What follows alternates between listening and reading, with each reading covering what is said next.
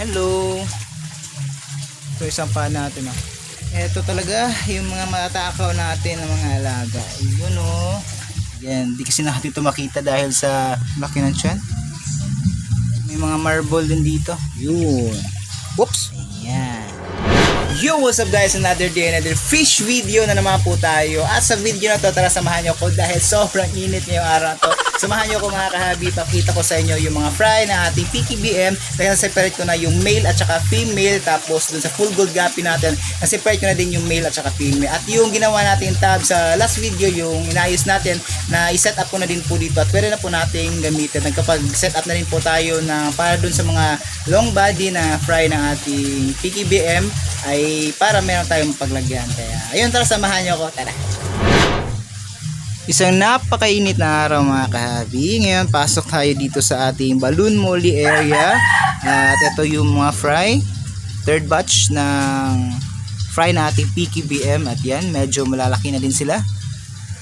Tapos yun, mga breeder natin lumabas. Ayan, di kasi natin ito makita dahil sa nag-green na itong tank natin na to. Mabilis mag-green tong tank na to. Ayusin na din natin yan. So ito yung mga fry na female na separate na natin. Yan sila. Medyo madami-dami din. Tapos yung mga male natin ay nandito sa tank. Yung iba akala ko mga female kasi malaki yung mga tiyan. Sobrang laki yung tiyan. Pero ayun, male pala yung chinek na natin. Kagaya nito. Ayan, hinahabol pa nung isa. Kala niya female. Yan po yung mga naselect natin na PKBM na male. Ito so. Yun ito. Laki ng tiyan. Male yan. Tapos ito yung third batch ng full gold natin. Nasaan na yan? Madami-dami din na sila dito. You know?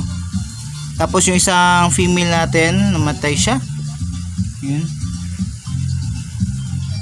Tapos yung yung mga fry. Yan, mga male ng ating full gold dito natin nilagay. 11 pieces ata to. Kitang-kita na yung kanilang mga color. Tapos yung female nito, 4 lang yung nakuha natin nandun sa kabila. Yan, gaganda ng mga kulay nila. Yan, sana di tayo makapiright nito. Yun. Ganda. Gugurong pa po natin to. Nilagay lang po natin dito para ma-separate yung male tsaka female natin. Tapos may na-select din tayo na or na-separate na mga kaldi. Doon natin nilagay. Nag-set up tayo doon na isa pang tab. Yan. Yung second batch na may mga marble din dito. Yan. Medyo malalaki na din to. Yung second batch naman ng full gold natin, ito medyo malaki na at visible na sa camera. Yan sila. Madami-dami din yan. Tapos nandito yung mga female. 4 lang yung nakuha natin. May isa pa pala dito. Kunin natin tapos lagyan natin dun sa mga kasama niya. Kamayin na natin. Yun. Whoops! Uy! Okay. Tapos lagyan natin dito sa ginawa nating setup. Ayan. Drum ito ng margarine guys. Dito natin nilalagay yung mga long body ng ating balloon molly. Pasok naman tayo dito sa ating koi pond area. Ayan, yung mga alagang koi natin dito. Pinatay ko na po muna yung isang pump natin dyan. Naka-under po kasi yan kasi para mas maraming disturbance sa tubig natin. Pero pinatay po muna natin kasi medyo maingay din po kasi siya. Hello. Ayan, gutom na itong mga alaga natin. Bibili pa tayo ng koi food. Relax na muna kaya dyan. Ayan.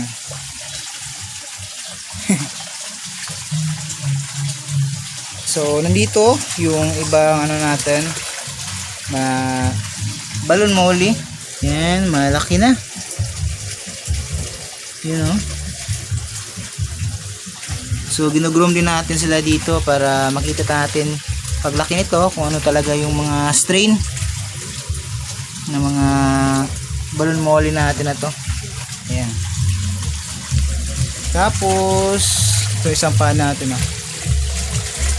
ganda ng tubig.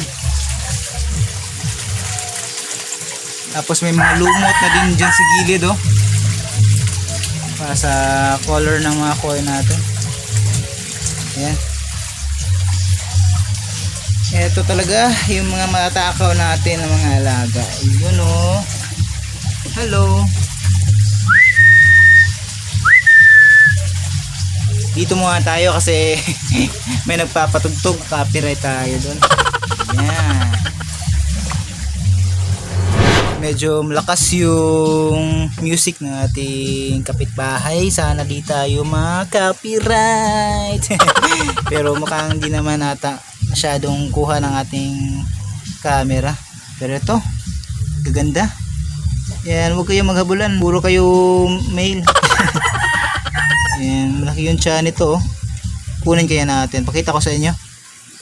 Pero, tsaka na lang. Baka ma-stress. Kakalipat lang kasi din natin yan sa kanila. Yun gaganda. Para sa mata ko guys, maganda sila. Yun ganda. Yun hinabol. Eto yung mga female, yung mga breeder natin. So ayusin pa natin talaga itong tank natin na to para yan mawala yung green water. Ay, may ano pala tayo dito guys. Yan, mga Daphnia. Ilang araw na din sila dito. Parang kina-culture natin pero ewan ko kung dadami. Pero yan, may mga buhay pa naman. Yan. Tapos green water yung binibigay natin sa kanila. Yun medyo malalaki na talaga itong third batch natin. Yung lakas talaga ng music. Yun guys, pinaandar ko na yung pump kaya yan, mapapansin yung difference ng boses natin. Medyo maingay talaga yung pump na yan, pero goods yan sa mga alaga isda natin, kaya nilagyan ko po talaga dyan ng pump pangdagdag sa dissolved oxygen at disturbance sa tubig natin. Dito na yung aso namin na sunod ng sunod. Shinowi! Hi! Shinowi! Hi! Hi!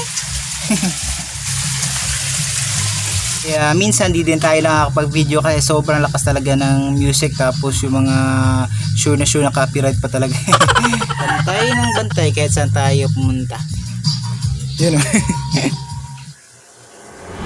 So yun mga kahabi, yan po yung update natin dito sa ating mga alagang isda, dun sa mga fry na ating balon molly at dito sa ating mga koi. So ayun, maraming salamat sa panonood. Thank you and see you po ulit sa susunod na video. Happy fish keeping! Peace out!